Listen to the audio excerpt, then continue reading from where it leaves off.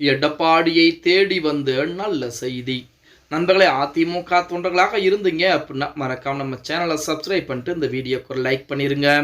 அனைத்திந்திய அண்ணா திராவிட முன்னேற்ற கழகத்தை பொறுத்த வரைக்கும் நம்ம அனைவருக்கும் தெரியும், அதிமுகவுடைய பொதுச்செயலராக நமது அண்ணன் எடப்பாடி பழனிசாமி இருந்து கொண்டிருக்கிறார். அந்த பொதுச்செயலருக்கு எதிராக பல வழக்குகள் என்பது தொடுக்கப்பட்டது அப்படிங்கிற தகவல் நம்ம அனைவருக்கும் தெரிந்த ஒரு தகவல் தான். அதே போல இரட்டை இலை சின்னத்தையும் முடக்க வேண்டும். இரட்டை இலை சின்னம் எடப்பாடி பழனிசாமிக்கு கிடைக்கவில்லை என்றால் நம்முடைய கட்டுப்பாட்டுக்குள் எடப்பாடி பழனிசாமி வந்து விடுவார். இரட்டை இலை சின்னத்தை முடக்குவதுதான் இறுதியான ஒரே ஒரு வழி என நினைத்துக் கொண்ட நிறைய நபர்கள் இரட்டை இலை சின்னத்தின் மீது வழக்குகளை தொடுக்க ஆரம்பித்தார். அந்த வழக்குகள் கூட தேர்தல் ஆணையத்திடம் நிலுவையிலே இருக்கிறது அப்படிங்கிற செய்திகள் எல்லாம் அனைவருக்கும் தெரிந்திருக்கும்.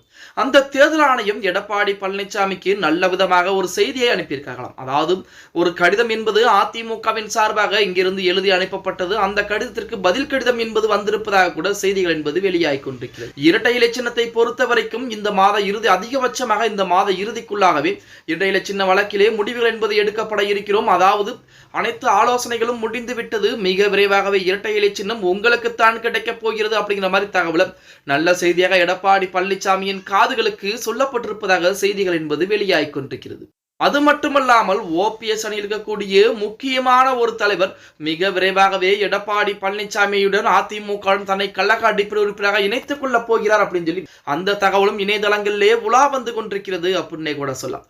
அந்த நபர் யார் அப்படிங்கிற தகவல் இதுவரைக்கும் வெளியிடப்படல. வைத்திலிங்கமாக இருக்கலாம், மற்ற வேற யாரும் கிடையாது. அங்கே ஒருவேளை வேற யாராலும் இருக்கக்கூடிய ஒரு வாய்ப்பு என்பது இருக்கிறது அப்படிங்கிற மாதிரி சொல்றாங்க. அதுவும் எடப்பாடி பழனிசாமிக்கு அவர் வந்தால் அந்த தொகுதியில் கண்டிப்பாக அந்த அதிமுகவின் சார்பாக அவர் போட்டியிட்டால் கண்டிப்பாக அந்த தொகுதி என்பது அதிமுகவின் கைவசம் தான் வரும் அப்படிங்கிற மாதிரி தகவலுமே எடப்பாடி பழனிசாமியின் காதுகளுக்கு சொல்லப்பட்டு எடப்பாடி பழனிசாமி அவர்களும் சரி என்று சொல்லிவிட்டாராம். அது மட்டுமல்லாமல் 2026 சட்டமன்ற தேர்தலை பொறுத்த வரைக்கும் அதிமுக பாஜக கூட்டணிக்கு மிகப்பெரிய வரவேற்பு என்பது இருக்கிறது.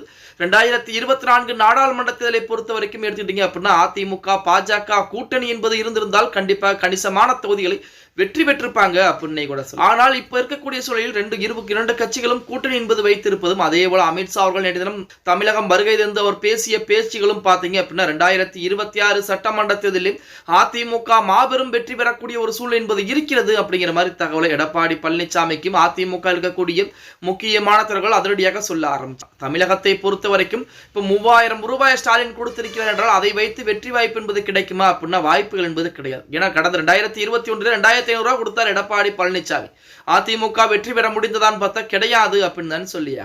அதன் அடிப்படையிலே 2026 சட்டமன்றத்திலும் எடப்பாடி பழனிசாமிக்கு நல்ல செய்திகளாக வெற்றி என்பது தேடி வரப்போகிறது அப்படின்னே கூட சொல்லலாம். ஓகே கைஸ், வீடியோ பிடிச்சிருந்தா மறக்காம லைக் பண்ணிருங்க.